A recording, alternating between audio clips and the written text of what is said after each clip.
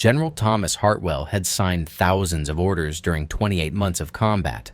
Each one sent men into battle, authorized artillery strikes, and directed the machinery of war across occupied Europe. By April 1945, his signature was just muscle memory, a formality between strategic decisions and their execution. Then, a corporal placed a crumpled envelope on his desk, addressed in a child's careful handwriting to "The American General Who Will Free Us." Hartwell opened it expecting routine intelligence. What he found instead was a 9-year-old girl's testimony written 3 months earlier, describing not the grand horrors of genocide but small, devastating details. Her father's missing shoes, her mother's lullaby that stopped mid-verse, her brother saving chocolate for American soldiers he believed would come. And the letter ended with words that would haunt Hartwell for the rest of his life. "Please hurry. We are very cold, and I think we are running out of time to be saved." What happened next would prove that sometimes the smallest voice carries the heaviest truth, and that bearing witness can be the most important duty of all. Major General Thomas Hartwell had been at war for 28 months straight. The commander of the U.S. 9th Armored Division had seen his share of hell. D-Day beaches littered with American bodies. The crossing of the Rhine where artillery fire turned the river red. And by April 1945, Hartwell was 52 and felt 70. His office in a commandeered German building smelled of cigarette smoke and damp plaster. Maps covered every wall, showing positions of his 14,000 men pushing into collapsing Nazi territory. On April 19th, Corporal Eddie Martinez from Brooklyn entered carrying a canvas bag of documents. The 9th had just liberated a town outside Leipzig, and intelligence teams were sorting abandoned offices for Wehrmacht positions and supplies. Most of it was routine paperwork. But Martinez had found something else in a basement where property from Jewish families had been dumped. Hartwell barely looked up as Martinez placed the bag on his desk. He was planning the next day's advance, calculating fuel and artillery support. Martinez cleared his throat. "Sir, there's something in here you need to see." He pulled out a small metal box, like a child's treasure box. Inside was a single envelope addressed carefully. "To the American General Who Will Free Us."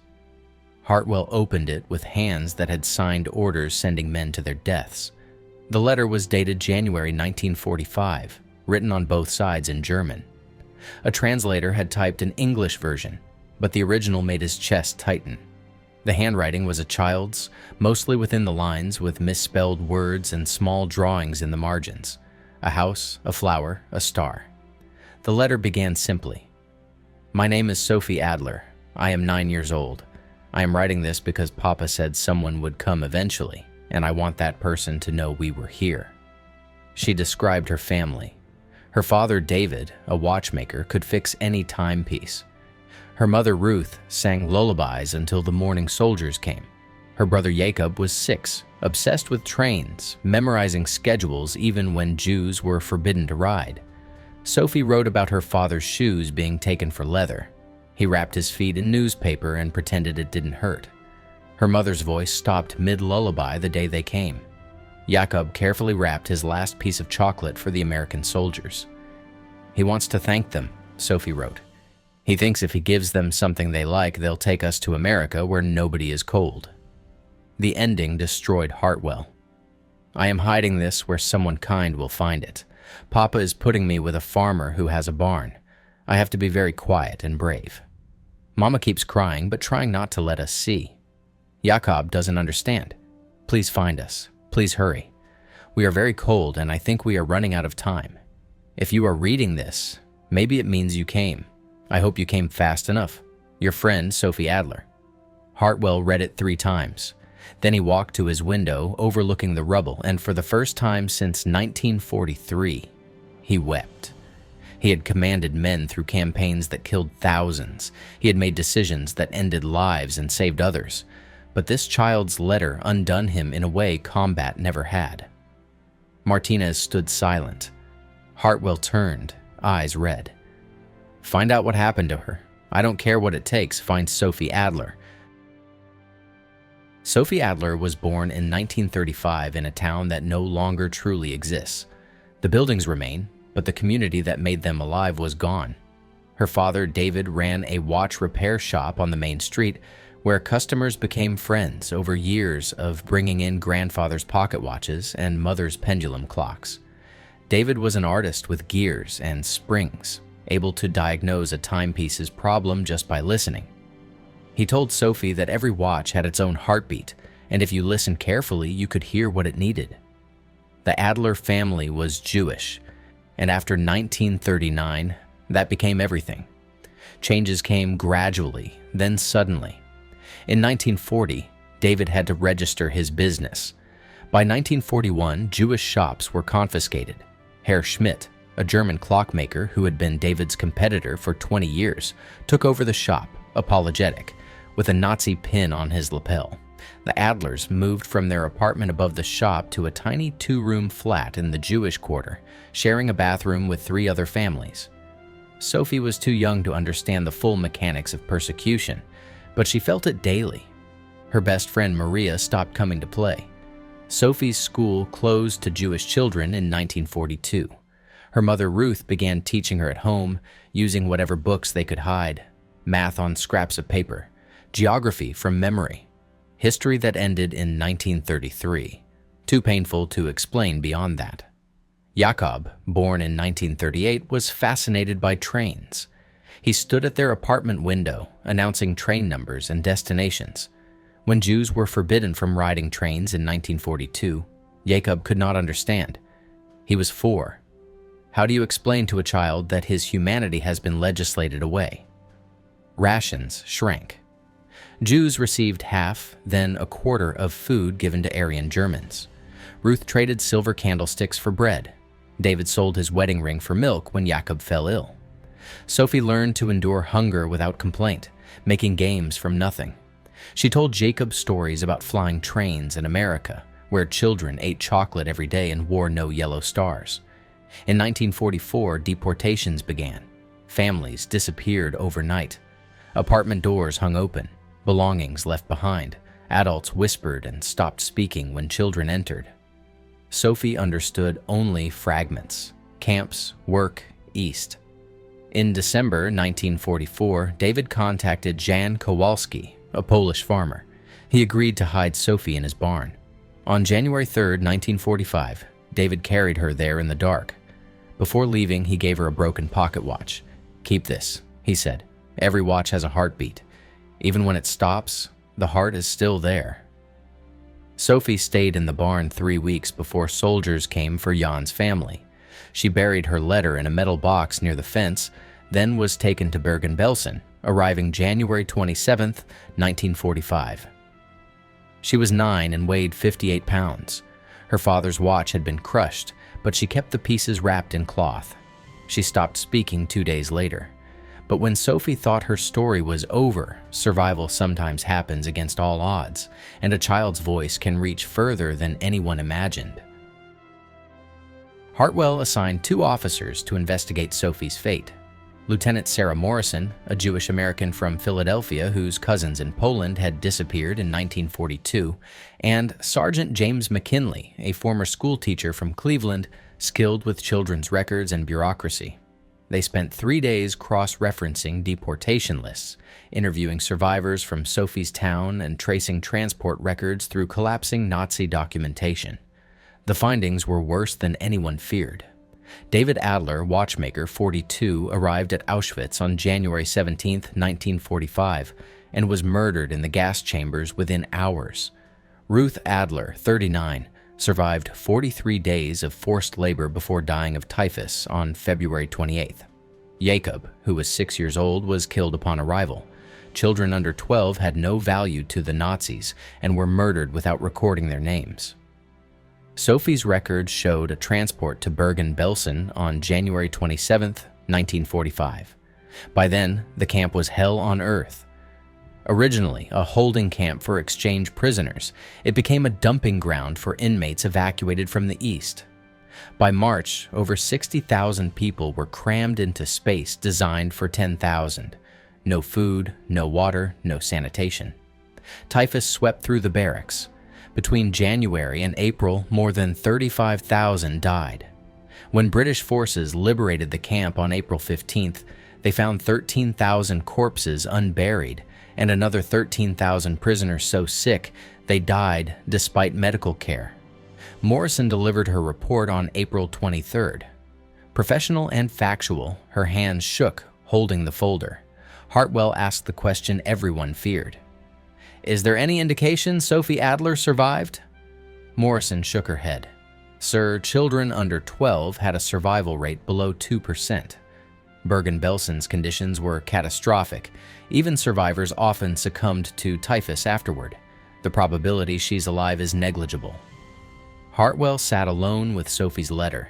He had commanded operations that cost hundreds of American lives, ordered artillery knowing civilians were nearby, made calculations about acceptable losses and objectives. Yet this undid every certainty.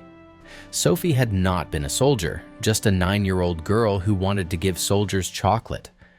While he planned bridge crossings and tank deployments, she starved 30 miles from his headquarters. The mathematics of the Holocaust were incomprehensible. 6 million Jews murdered, including 1.5 million children.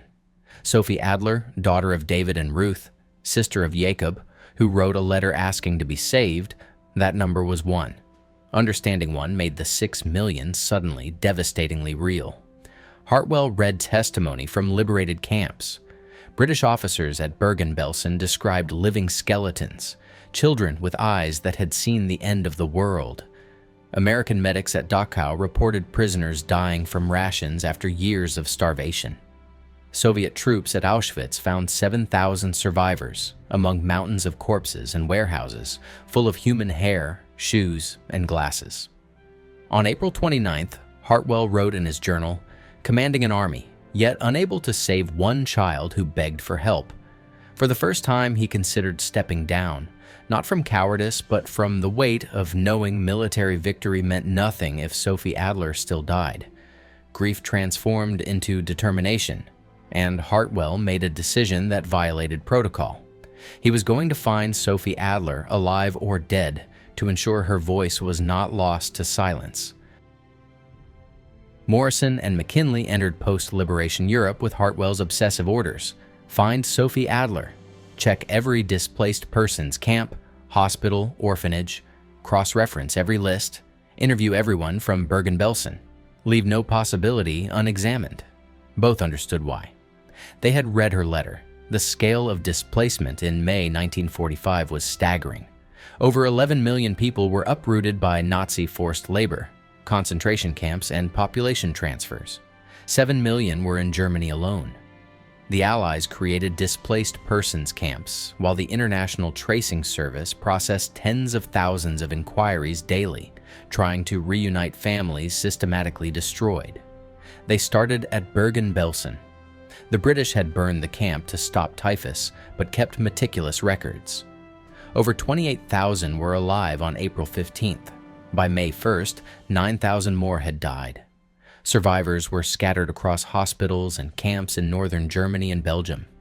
The lists were overwhelming. Names misspelled, ages estimated, nationalities meaningless. Children were the hardest to trace. Many forgot their own names or refused to speak.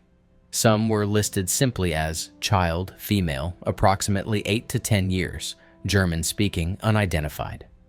McKinley printed copies of Sophie's letter in German, showing them to survivors who could read. Most shook their heads. Trauma made memory unreliable. A few offered confused testimonies that led nowhere. Morrison focused on children visiting every camp within 100 miles. Barracks were heartbreaking. Children weighing 30 pounds, girls who had stopped menstruating, boys who had forgotten how to play. Some were mute from trauma. Others spoke in streams of nonsense. Aid workers did their best, but soap, clean clothes, food, and medical care were scarce. The unasked question lingered, "Where are your parents?" The answer was always the same, dead. 3 weeks passed with no leads. Bergen-Belsen lists contained no Sophie Adler. Morrison visited 14 camps, found dozens of traumatized children, but none were Sophie. Probability hardened into certainty. Sophie had died. Her letter would be all that remained. Then, on June 4th, Morrison received a message from a Red Cross worker at a British hospital outside Brussels. A group of severely ill children from Bergen-Belsen had been transferred there. One girl, 9 or 10, German-speaking, had held a broken watch when British troops found her. She wouldn't speak, except once screaming Papa's heartbeat when a nurse tried to take it. Morrison and McKinley drove through the night. In the children's wing, the head nurse, Margaret Fletcher, led them to bed 14. "We call her Mouse," she said. "Found April 16th, barely conscious, 39 pounds. All she has is a broken watch wrapped in cloth." Morrison approached slowly. The girl stared at the ceiling, fragile and skeletal. Speaking in German, Morrison asked if she knew Sophie Adler. The girl's eyes shifted. Then a hand emerged holding the watch fragments. Her voice came, a whisper rusty from months of silence. "That's my papa's watch. I'm Sophie. Did my papa send you?" Morrison couldn't speak. McKinley called headquarters. Within hours, Hartwell was in Brussels. Against every probability, Sophie Adler had survived. Hartwell entered the children's ward at 2300 hours on June 4th, 1945. He had commanded armies, briefed presidents, and faced generals and politicians without flinching. Yet walking toward bed 14, where a 9-year-old girl lay broken but breathing, he felt a fear deeper than any battlefield moment. What do you say to a child you failed to save? How do you apologize for arriving months after her plea, after her family had been murdered, after she had already endured unimaginable horrors? Sophie was awake. Nurses had told her an American general, the one who found her letter, was coming. She had asked if Jacob was with him. When they said no, she fell silent, understanding without explanation what no meant. Hartwell knelt beside her bed. The decorated general reduced to a child's height and gently took her hand. It felt like holding bird bones, so fragile he feared harming her. He spoke slowly, knowing Morrison would translate. "Sophie, my name is Thomas Hartwell. I found your letter. I'm so sorry I didn't come faster." Sophie looked at him with eyes that had seen the end of humanity. She whispered in German, voice rough, "You came for me? Nobody comes for us. We thought the world forgot we existed." Morrison translated, voice trembling. Hartwell's chest tightened. This child who had survived the unspeakable could not believe anyone had searched for her. He squeezed her hand gently. "The world didn't forget. I didn't forget. You're safe now, Sophie.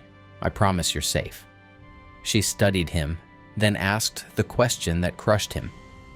"Did you find Jacob? He wanted to give you chocolate. He saved it for the American soldiers." Hartwell exchanged a glance with Morrison. Some truths are too cruel to speak immediately. "We're still looking," he said, the necessary lie. Sophie nodded, eyes closing with exhaustion. Hartwell remained kneeling for 20 minutes, watching her breathe, ensuring she was real. Over the next 3 weeks, Sophie gradually emerged from silence. Nurses and trauma specialists guided her care. She gained 12 pounds, though starvation had left permanent marks. Her growth was stunted, teeth damaged, organs weakened. Mentally, she surprised doctors with resilience. She began speaking more, asking questions and showing curiosity about the world beyond the hospital. Hartwell visited twice more. On his final visit in early July, he brought a commissioned gift, a new silver watch engraved with her father's initials, D.A., and an inscription inside. "Every watch has a heartbeat. Love, Papa." Sophie held it, wound it, listened to the ticking, and wept for the first time since liberation. "It sounds like him," she whispered. "Thank you." He also brought papers. A British family, the Winstons from London, had agreed to adopt her. Arthur was a physician, Elizabeth a nurse. They had lost a daughter and wished to help a survivor rebuild. Sophie would move to England, attend school, receive care, and have a chance at life. She asked the question Hartwell had dreaded. What about Jacob and Mom and Papa? There was no good way to tell a 9-year-old her family was gone. "Sophie, your parents and Jacob loved you. They ensured you'd be safe, but they did not survive. I'm so sorry." He waited for collapse, but she merely nodded. "I know. I knew when Jacob didn't come. He always kept promises. If he didn't, it's because he couldn't." Matter-of-fact acceptance, more heartbreaking than tears. The story jumps forward. In 1946, Sophie lived in London with the Winstons. In 1952, they emigrated to Massachusetts. Sophie excelled academically despite disrupted schooling. She entered university in 1955 to study education, married in 1960, had 2 children, and became a beloved Boston elementary school teacher. Through it all, she kept her father's broken watch, the new watch Hartwell had given her, and the letter returned before his death in 1963 with a note. Proof that one voice, no matter how small, can matter. Never stop speaking. In 1994, the USC Shoah Foundation contacted her. At 59, a grandmother and retired teacher, she recorded survivor testimony, now archived as SF001782. She calmly told her story, showing the watch and letter. Her voice wavered, describing Jacob, but never broke entirely. At the interview's end, she was asked why testimony matters. Sophie reflected. "When I was 9, I thought no one would remember us, that we'd disappear. But a general I'd never met read my letter and cried. He ensured I wasn't forgotten. Testimony defeats silence. It proves we were real, we mattered, we deserved to be remembered. Every person murdered was someone's Sophie. If we don't speak, Hitler wins even in death. So we speak, we remember, we make sure the world never forgets." Sophie Adler Winston died in 1920 at 84. Her testimony has reached over 2 million students. The watch and letter reside at the United States Holocaust Memorial Museum. Each April 19th, her grandchildren read the letter aloud at the memorial, touching the wall of names, finding David, Ruth, and Jacob Adler, remembering that testimony transforms statistics back into people and honoring the dead while protecting the living. So, what do you think about this? And what other moments in history do you think deserve to be remembered through testimony? Share your thoughts below, and if this story moved you, subscribe for more narratives that preserve the voices history tried to silence.